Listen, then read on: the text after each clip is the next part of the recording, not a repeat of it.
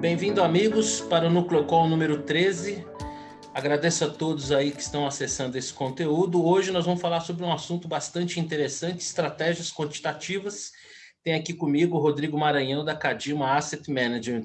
Bom, os fundos quantitativos, eles não são novidade no mundo, nem mesmo no Brasil, né? Basta ver a Cadima aí, se eu não tiver errado, não tiver feito a minha lição de casa errada, ela vem de 2007, mas cada dia mais a gente ouve falar de fundos quantis, né? Que são os fundos que utilizam as estratégias quantitativas. Bom, se a gente vai falar sobre esse tema, era impossível não estar chamando a Cadima aqui para estar conversando com a gente, particularmente o Rodrigo. O Rodrigo Maranhão, ele é mestre em métodos matemáticos aplicados a finanças pelo INPA. Fiz a minha lição de casa, certo, Rodrigo? É isso mesmo? Tá certíssimo, Marcelo. Obrigado aí pelo convite. Tá perfeita a introdução que você fez. Tá bom, muito obrigado, fico feliz. Bom, vamos lá.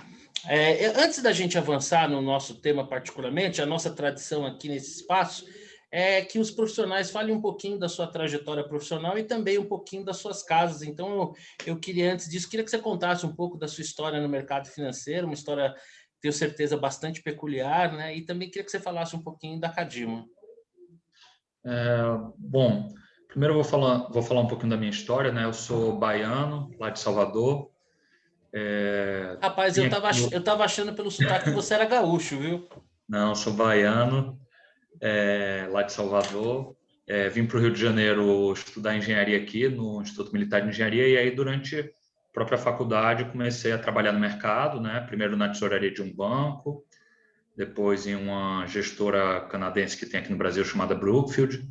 E, por fim, estou aqui na Cadima desde 2013, sou o diretor de gestão aqui da empresa, né? A Cadima, como você já mencionou aí, é a pioneira aqui no Brasil nessa abordagem quantitativa. A gente tem fundos aí com histórico desde 2007. O meu sócio, Sérgio Blanc, ele possivelmente foi o primeiro cara aqui no Brasil a usar esse tipo de abordagem, já vem utilizando alguns dos nossos algoritmos desde 2002. Então, aí já um longo período utilizando esse tipo de abordagem. Hoje em dia, a gente tem uma grade bastante completa aí de produtos quantitativos, né? Desde fundos multimercados até previdência e mesmo fundos de ações, long only, long and short, etc. É legal. Bom, a gente, como eu disse, cada vez mais temos ouvido falar em fundos quantitativos, mas assim, nem todo o público em geral sabe exatamente o que é, e eu acho que ninguém melhor do que você para explicar o que exatamente são os fundos quantitativos e o que são essas estratégias quantitativas. Bom, a primeira coisa aí que eu acho que vale falar dos fundos quantitativos é que quando você, quando você fala de fundo quantitativo ou de fundo sistemático, na verdade você está se referindo ali a uma sistematização da tomada de decisões. O que quer dizer isso? Quer dizer que ao invés das decisões serem tomadas com base em opiniões pessoais minhas ou com base em visões que eu possa vir a ter sobre um determinado ativo, sobre o mercado, a gente usa algoritmos, a gente usa regras que foram estabelecidas previamente para poder operar esses ativos, para decidir qual ativo comprar, qual ativo vender, qual o tamanho de cada aposta, quando que deve estopar cada posição, né? Quando que deve zerar aquelas posições, enfim. Isso tudo aí são determinados por essas regras, que essas regras elas foram criadas a partir de muitos estudos, né? São estudos ali utilizando os chamados backtests, que nada mais é do que você ver como aquela sua estratégia teria performado numa base histórica. E com isso você vai saber o que esperar daquela estratégia em cada tipo de cenário, né? Então Entendi. essa é a grande diferença. Né? Então, quer dizer, na verdade, a estratégia quantitativa ela você pega uma base de dados históricos de uma série de variáveis e a partir dali você cria um modelo e esse modelo, monitorando o comportamento do mercado, vai identificar oportunidades para se posicionar. É isso, através de algoritmos.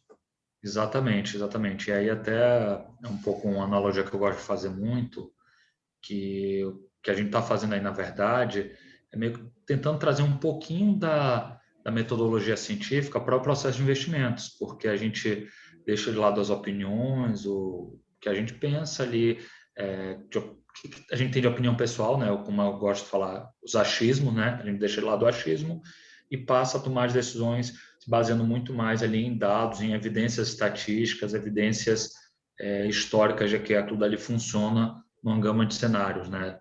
E aí isso é interessante até mesmo para você saber ali o que são os piores cenários que você pode esperar para aquele tipo de estratégia, enfim. Essa abordagem ela permite você fazer isso. E aí esses algoritmos eles podem estar explorando ali as mais diversas ineficiências do mercado, né? Você pode ter algoritmos que estejam tentando capturar tendências, você pode ter outros algoritmos que estejam tentando capturar ali movimentos que duas ações elas possam ter ali conjuntamente ali entre si, né? Enfim, tem uma série de ineficiências ou características do mercado que você pode tentar explorar através desses algoritmos. É sobre isso, inclusive, que eu queria falar com você. Bom, quando você monta uma estratégia quantitativa, você vai ponderar uma série de variáveis, né, que você observou ao longo do tempo. Seria possível a gente classificar as estratégias por grandes grupos, por estilos de estratégia, levando em consideração as variáveis que são utilizadas para essa finalidade? Sim, Marcelo, isso daí é possível. Inclusive, eu acho que, assim, do ponto de vista do investidor, acho que a forma mais inteligente de ele olhar para os fundos quantitativos é tentando entender justamente quais categorias, quais tipos de algoritmos, de estratégias que aquele fundo tem, né? E aí, só dando, vou dar como exemplo aí 3 fundos nossos que a gente tem aí distribuídos aí na XP, né? O primeiro deles é o Cadima 2. E o Cadima 2 ele tem um tipo de algoritmo ali, majoritariamente, o tipo de algoritmo que tem nele é um algoritmo que a gente chama de trend following de curto prazo. O que é isso? É um algoritmo que tenta capturar tendências de curtíssimo prazo, tendências que durem ali de 1 a 3 dias, tá? Operando basicamente mercados futuros. Um segundo fundo nosso que a gente tem na XP, que é o Cadima LT, ele busca capturar tendências mais de médio e longo prazo. Então, é um tipo de algoritmo chamado trend following de longo prazo, tá? Está buscando tendências mais longas, tendências que duram algumas semanas, alguns meses, tá? Por fim, a gente tem um terceiro fundo que também está aí na XP, que é o Cadima Long and Short Plus, que nesse fundo, o principal tipo de algoritmo dele é um tipo de algoritmo que a gente chama de modelo de fatores. O que é isso? É um algoritmo que tenta encontrar características que são desejáveis nas ações, tá? Por exemplo, características ligadas a valor, a qualidade das empresas. Com isso, ele monta uma carteira de ações e ele vende o Ibovespa, postando aí que essa carteira ela vai performar melhor do que o Ibovespa, né? Ah, Então, entendi. Não são através de pares, né? É esse uma daí é carta. um long and short de carteira, uma carteira comprada contra o Ibovespa, né? Então, assim, isso daí são um exemplo de 3 tipos de modelo, mas, na verdade, os tipos de modelo não param por aí, né? Na verdade, o limite aí é a criatividade do ser humano, né? É isso Por que mais eu que ia. sejam robôs, são seres humanos que estão fazendo a pesquisa, que estão desenvolvendo esses algoritmos. Então, eu diria que o limite aí nessa hora de você criar os modelos realmente é a criatividade, né? E cada tipo de algoritmo desse, cada tipo de modelo desse, justamente por estar explorando um tipo de fenômeno ali do mercado financeiro, né, dos ativos, ele tende a funcionar melhor em determinadas situações ou pior em outras, né? E aí cada um vai ter suas peculiaridades. Entendi. Então, quer dizer, você pode. É absurdamente vasta, né? A gama de possibilidades que você tem de usar essas estratégias, né? Com certeza, assim, até talvez uma evidência disso é que você olha esses 3 produtos nossos, esses 3 produtos da Cadima que são distribuídos aí por vocês, você pode ver que a correlação entre eles é muito baixa, né? Que eles funcionam em momentos diferentes do mercado, né? É o sonho dos Mesmo assessores, né? A descorrelação, o santo graal, né? isso aí. Então, assim, também se você compara ali a correlação dos fundos da Cadima com de outras gestoras que também usem essa abordagem quantitativa, você também vai ver que é muito baixa, assim, que são muito diferentes os produtos entre si. Por quê? Porque cada algoritmo vai estar buscando uma coisa diferente, né? Agora, me diga uma coisa, quando você falou das estratégias, o que eu pude perceber é que em 2 casos você está falando de tendência, algo mais macro, né? E que para isso eu imagino que devam usar índices futuros, ou então um long and short, mas nunca de uma ação contra a outra, mas sim de um grupo de ações contra um índice. O fato de vocês estabelecerem estratégias que usem um conjunto de ativos, isso ajuda, isso é para tentar fugir de eventos pontuais que podem ser mais preponderantes sobre ativos em particulares? É por conta disso? Não, na Não, verdade, ou não não, necessariamente. não, não obrigatoriamente, assim, inclusive a gente tem outros tipos de algoritmos, tá? Eu falei de alguns tipos só, né? Mas, na verdade, a gente tem milhares de algoritmos aí dentro dos fundos e alguns deles podem estar ali olhando, inclusive, para ativos individuais, até mesmo ações, né? A gente, por exemplo, opera muitas ações lá nos Estados Unidos e olhando ali do ponto de vista individual de cada ação ali, realmente. Então, não existe uma regra quanto a isso, é mais... é, especificidades desses algoritmos aí que eu mencionei, tá? Ah, entendi. Você falou agora em ações no mercado americano. É por conta de uma maior liquidez, uma liquidez mais intermitente e por conta disso serem mercados mais perfeitos, ou isso também poderia se aplicar a ações brasileiras? Poderia, mas alguns modelos você precisa ter um universo maior de ativos ali para serem explorados, né? Então, a quantidade de operações que você conseguiria fazer aqui no Brasil, por exemplo, seria muito pouca, né? Para determinados modelos, para outros não. Por exemplo, o modelo de fatores que eu mencionei, que é o principal modelo ali dentro do nosso fundo long and short, ele é aqui no Brasil, tá? Mas Tá. a gente tem outros modelos que operam ações lá nos Estados Unidos. E aí é mais ali compondo o portfólio dos fundos, né? Que esses outros modelos têm.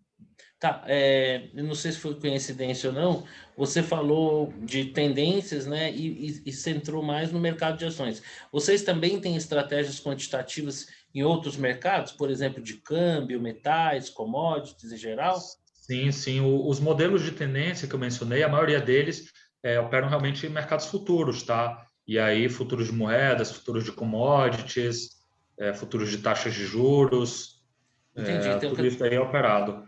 então, quer dizer, vocês conseguem uma diversificação não só no sentido de diluir o processo decisório de uma decisão individual ou de um grupo de pessoas e colocar isso dentro de um modelo, como também uma diversificação no sentido de ter a possibilidade de montar estratégias em vários segmentos. A grosso modo seria Sim, isso.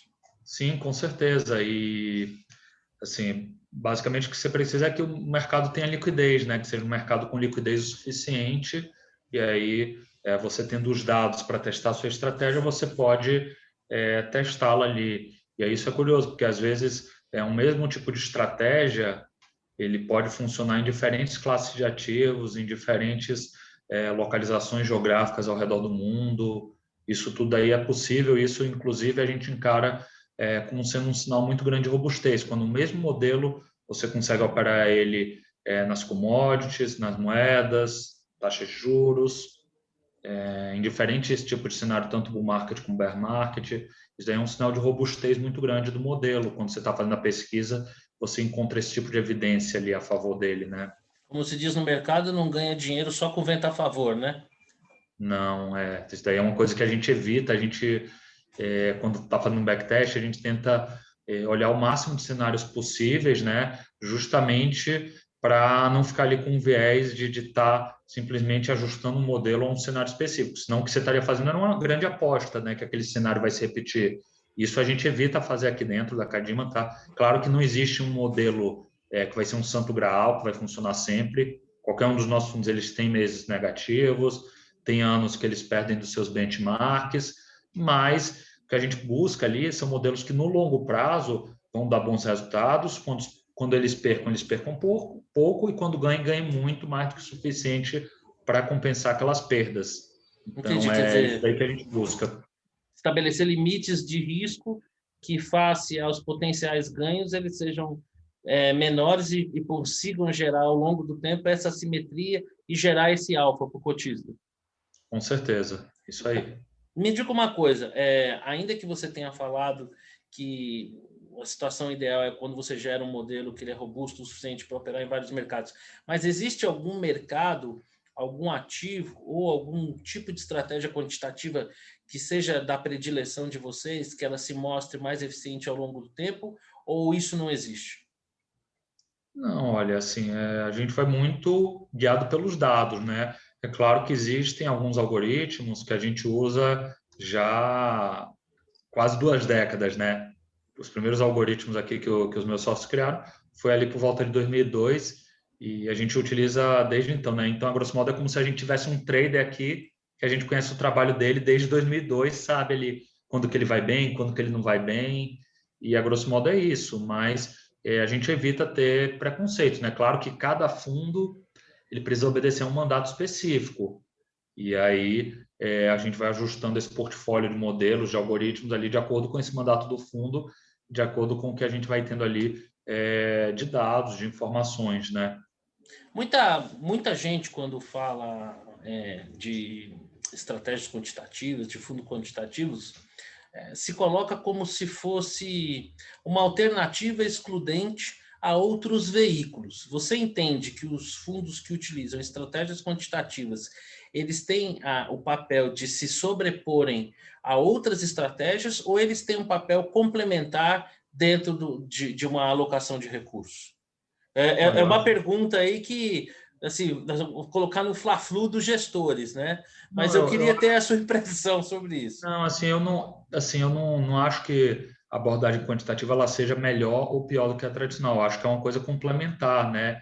E até mesmo olhando, por exemplo, para a indústria de hedge funds lá nos Estados Unidos, na Europa, que já é muito mais desenvolvida do que aqui, a gente vê que as duas abordagens elas coexistem. Às vezes até mesmo dentro da mesma gestora existem casos lá na Europa, por exemplo, que fazem isso, que dentro da mesma gestora tem alguns produtos que são sistemáticos, outros produtos que são discricionários, né? Isso acontece às vezes.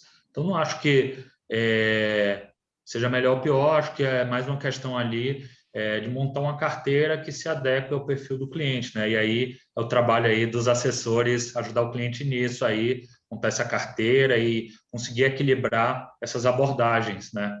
Então, quer dizer que as estratégias quantitativas, face às teses de investimentos, a gente pode mais ou menos comparar com aquela briga mais antiga lá do mercado, da análise fundamentalista com a análise grafista técnica, né? Que, a meu ver, né, não são necessariamente contraditórias entre si, ao contrário, elas são meio que complementares, né? Uma olhando mais a foto e a outra contando mais um filme. Seria mais ou menos isso. Assim, eu não vejo também dessa forma, até porque assim, alguns dos algoritmos, você pode entender ali que os inputs dele são, por exemplo, inputs fundamentalistas aí, né? Você pega, Entendi. por exemplo, esse modelo de fatores que eu mencionei, ele é um modelo que está estudando balanço. A gente tem um robô que fica estudando o balanço das empresas, que é uma coisa mais fundamentalista do que essa, né? Não, acho que Não não tem, tem, é né? verdade, é verdade. Então, assim, não vejo tanto dessa forma, não, mas eu vejo que é uma abordagem bastante complementar e que faz sentido, pode fazer sentido ali na carteira de praticamente qualquer investidor, né? Tem um pedaço ali dos seus investimentos nos fundos quantitativos, né? Deixa eu te contar uma história. Eu sou razoavelmente velho de mercado, não conta para ninguém, mas eu estou no mercado desde 86, né? Então eu entrei no mercado quando a gente fazia tudo à mão e vi todo esse processo tecnológico que às vezes quando eu olho para trás chega a ser difícil de acreditar.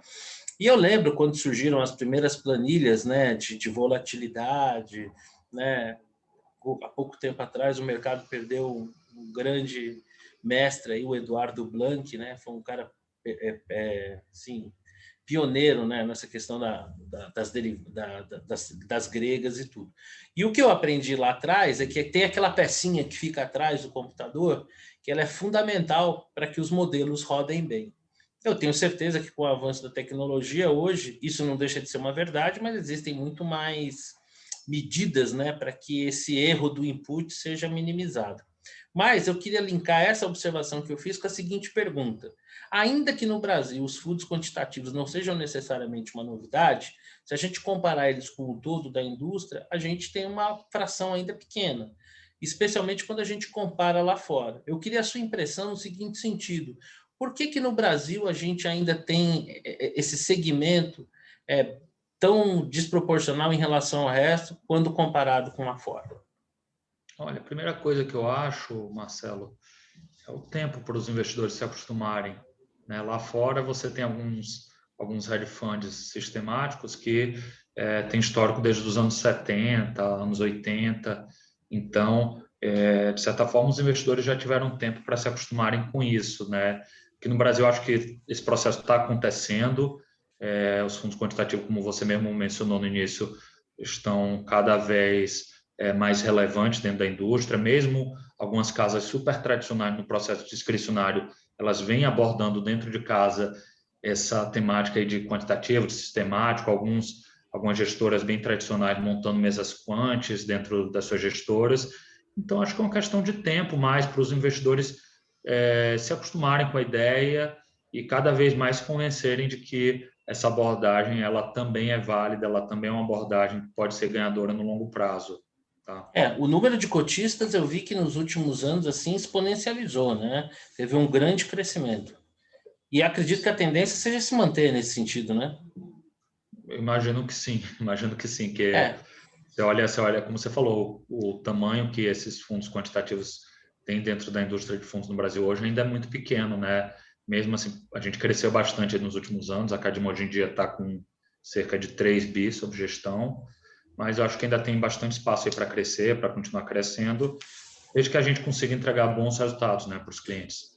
e cada vez mais, né, com essa taxa de juros tão baixa como a gente tem, a própria circunstância está fazendo com que os investidores se abram e busquem novas alternativas de investimento, né? Eu acho que nesse sentido as estratégias, os fundos quant vão começar a tirar e acho que já temos um sinal que estão tirando proveito desse cenário, né? Sim. Assim, eu tenho uma certa dúvida se os juros mais baixos são um motivo correto que as pessoas deveriam estar olhando para outros investimentos, né? Sem dúvida está fazendo isso, mas eu não sei se é o motivo correto, né? Porque a pessoa, o perfil de risco dela não deveria mudar por conta de juros estarem mais baixos, mas é uma coisa que a gente tem observado sim, e eu acho que a partir do momento que a pessoa começa a se abrir para olhar outras coisas, ela vai perceber que faz sentido dentro da carteira de investimento delas ter uma diversificação ali não só de tipos de produtos, mas também de abordagens que aqueles produtos utilizam ali na gestão, né? E aí os fundos quantitativos acho que cada vez mais vão se tornar aí relevantes dentro da carteira de investimento aí dos clientes. Concordo plenamente com você. Acho que a diversificação deve ser respeitada como um conceito, vamos dizer assim, pétreo dos investimentos. Não deveria ser fruto de uma circunstância, né? Fosse eu em inglês, eu diria I couldn't agree more, né? Mas é exatamente isso que você está falando. Me diga uma coisa: se a gente tivesse aqui você já disse que são complementares entre si, mas a grosso modo, assim, se a gente vou dar aqui uma provocada aqui para você vender seu peixe. Se a gente tivesse que falar sobre os fundos quantitativos, na sua opinião, assim, qual que é a maior vantagem desse fundo, desse tipo de fundo, e qual seria a desvantagem, se é que tem? Olha, olhando lá para a Cadima, tá? Acho que assim um grande diferencial que a gente tem é o histórico longo, como você falou, a gente está aí desde 2007, né, no mercado. Mesmo quando você olha para as gestoras tradicionais aqui no Brasil, são pouquíssimas que têm um histórico tão Verdade. consistente, né, com um controle de riscos tão grande, né? Para o investidor ter noção aí, o nosso fundo original, ele quase 14 anos de histórico, pior dia dele até hoje, ele perdeu 1,30 apenas, não chegou nem a 1,5% de perda. Melhor dia, ele ganhou mais de 3%. Então, assim, um resultado super consistente, com controle de risco enorme. Eu acho que daí faz toda a diferença, né? No final das Toda a contas, diferença. Para o quem investidor ele não precisa acreditar no que eu estou falando, ele pode olhar os dados e ver que é verdade, E né? para o assessor é excelente esse tipo de produto, porque fica bastante claro, né, o quanto que ele pode gerar na curva do, quanto ele pode gerar de alfa para a carteira na curva do tempo, né? É, isso acho que é uma primeira coisa. Segunda coisa que eu acredito é que os produtos da gente, que a gente oferece, são muito descorrelacionados com o restante da indústria, são produtos diferentes. E aí, como você falou, é o santo grau dos investimentos, né? Você ter uma carteira ali de produtos ganhadores no longo prazo, mas que sejam descorrelacionados, que possam ganhar ou perder em momentos ali distintos ao longo do tempo, né? Por quê? Porque com isso você vai ter um caminho muito mais suave ali de fazer aquele seu patrimônio crescer, de fazer seus investimentos renderem, né? Se você consegue essa diversificação de produtos ganhadores. Então, isso eu acho que é um segundo ponto. O terceiro ponto também que eu acho interessante é que essa abordagem sistemática, quantitativa, para ela é muito mais natural, nessa abordagem que a gente utiliza, é muito mais natural você incorporar no processo de investimento novas tecnologias que vão surgindo. E aí, você pensa em qualquer área, por exemplo, aviação. Por mais que lá atrás o avião com o Santos Dumont 14 bis ele não tinha instrumento ali basicamente nenhum de navegação, hoje em dia você não vai entrar em um avião se ele não incorporar essas tecnologias que existem, né? Então, acho que mesma coisa para os investimentos, cada vez mais as novas tecnologias vão ser incorporadas no processo de investimento, né? E aí é uma vantagem natural que a gente tem de ser muito mais simples de você incorporar essas tecnologias nesse processo, tá? Então, eu diria que tem essas 3 grandes vantagens aí ao investidor, né? Investir em fundos quantitativos. E uma desvantagem, na verdade, acaba não havendo, porque como a proposta não é que ele seja excludente de outros veículos de investimento, né, ele só agrega para a carteira, né? Eu acredito nisso, Marcelo. Eu tenho essa convicção também. Quando a gente fala muito em tecnologia, pro leigo, né, que está lá na ponta, né, o cotista, que às vezes ele entende ali qual é o objetivo do produto, qual é a estratégia, mas ele não entende a mecânica, como é que se dá esse processo. E é muito comum, e eu acho que talvez esse questionamento chegue até vocês também, acho que é uma oportunidade de falar sobre o seguinte, né? Quer dizer, nos fundos onde esse processo ele não é através de modelos quantitativos, né, que você tem a figura de um gestor ou de um comitê tomando a decisão, você tem uma sensação que não há uma dependência da máquina, enquanto que nos fundos quantos você tem essa presença vigorosa e, né, relevante dos algoritmos. Como é que funcionam os sistemas de contingência, né, para esses casos, né? Acho que, assim, eu particularmente, como profissional de mercado, sei disso, mas acho que é uma oportunidade de esclarecer quais são as medidas, né? Porque a sensação que dá assim, pô, mas e se esse robô parar de funcionar, como é que faz? Né? E se faltar luz, o robô para, e aí? Eu queria aproveitar essa oportunidade para oferecer esse esclarecimento. Acho que a pergunta é válida, sim. A gente tem diversas contingências, tá? Por exemplo, toda a nossa parte operacional, ela tem backup ali quase que em tempo real na nuvem, tá? Então, no limite ali, se o prédio, sei lá, o prédio aqui que a gente está aqui no Rio de Janeiro pegou fogo, a gente consegue dentro de questão de poucas horas para casa de algum dos sócios e está executando lá de uma contingência, né? Pegar tudo lá da nuvem e conseguir executar. Ou então, se faltou luz, a gente tem, por exemplo, geradores de energia na Cadima que a gente consegue ligar e executar ali tudo, né? A gente tem no breaks em todos os computadores também, que evitam ali o tempo de você ligar o gerador, né? Evita ali que o computador se desligue. A gente tem redundâncias de link de internet, tem uma série de redundâncias e de controles para evitar esse tipo de risco aí que você falou, Marcelo. E que em tantos anos, né, se fosse para acontecer alguma coisa nesse sentido, que provavelmente já deve ter até acontecido, mas sem dúvida nenhuma, o histórico de vocês mostrou que isso de forma alguma impactou aí na performance, na qualidade do trabalho de vocês. Eu, como assessor de investimento, nós temos aqui na Nucleopar um comitê, né, em que nós temos alguns critérios que fazem com que nós olhemos com um pouco mais de generosidade e carinho para alguns produtos, né? E uma das questões que a gente sempre olha, né, é a recorrência do resultado, né? Aquela trajetória, né? Como é que se acumulou aquilo? Porque eventualmente a gente sabe que existem fundos que conseguem pontualmente dar uma acertada, mas aquilo não necessariamente se traduz numa recorrência. Como aquele jogador de futebol que faz um gol de bicicleta e durante muito tempo vive da fama daquele gol, mas que a gente olhando a carreira dele não é tão recorrente assim. Eu queria que você falasse um pouco sobre a recorrência, né, dos resultados da Cadima ao longo do tempo. Bom, acho que para responder isso daí, acho que a primeira coisa é deixar claro assim que eu não estou aqui vendendo que o fundo da gente é um santo graal, que sempre Sim, vai sem ganhar sombra dinheiro, de dúvida. porque isso não existe.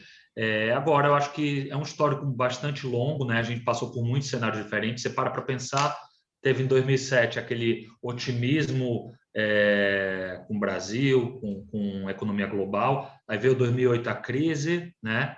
Depois Boom dos 2009, 2010, commodities, recuperação. Oi? subprime, boom dos commodities, Pois subprime, é. Depois petrolão, recuperação, teve mensalão, impeachment da Dilma, Joesley Day, recessão. greve dos caminhoneiros, teve tanta coisa diferente.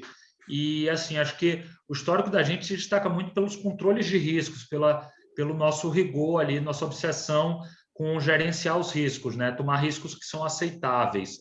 E aí, só ilustrando aí um pouco com números, o pior dia do fundo até hoje ele perdeu 1,30, melhor dia ele ganhou mais de 3%. Ou então, você pega ali o cliente que poderia ter sido mais azarado possível até hoje, ou seja, que aplicou no pior dia, cota, no pior dia. Entrou no pior dia e resgatou no pior dia possível. Esse cara perdeu 4%. Ou seja, uma perda super controlada, né? Sim, então, claro.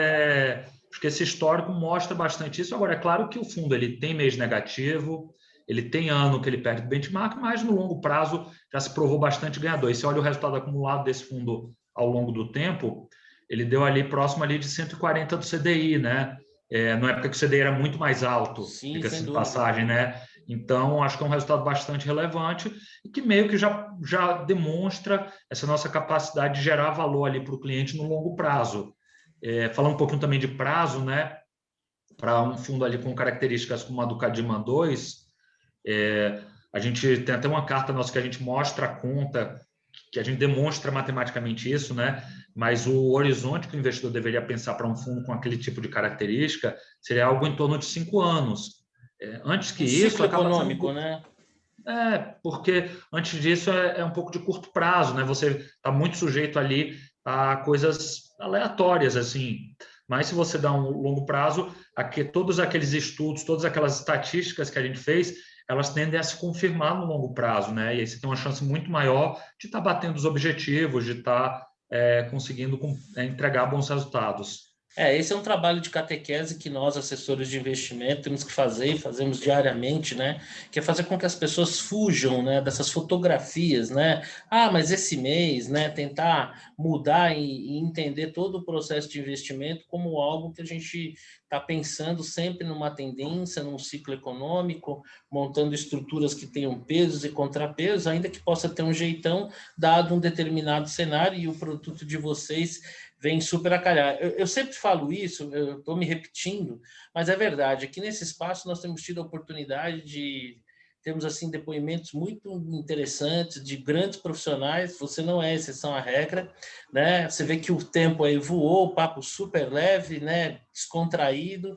mas que eu acredito que vai deixar para quem acompanhar esse conteúdo, esse nosso conteúdo, bastante ensinamento. Bom, Rodrigo, eu quero agradecer demais de ter tido você aqui com a gente. Sem dúvida, eu acho que esse é um conteúdo muito interessante, um assunto pouco explorado, que poucas pessoas ainda têm acesso. Eu acho que cada vez mais está em voga. Eu queria pegar aí suas considerações finais, já deixando o agradecimento e dizendo o seguinte: esse é o primeiro do que eu espero de uma série de papos que a gente vem a ter aí ao longo do tempo. Muito obrigado pela sua disponibilidade. Eu sei que quem tem tantas responsabilidades com você, conseguir essa brecha aí não é fácil. Então, em meu nome, em nome da Núcleo para Investimentos e de todos que vão ter acesso a esse conteúdo, agradeço pela sua disponibilidade.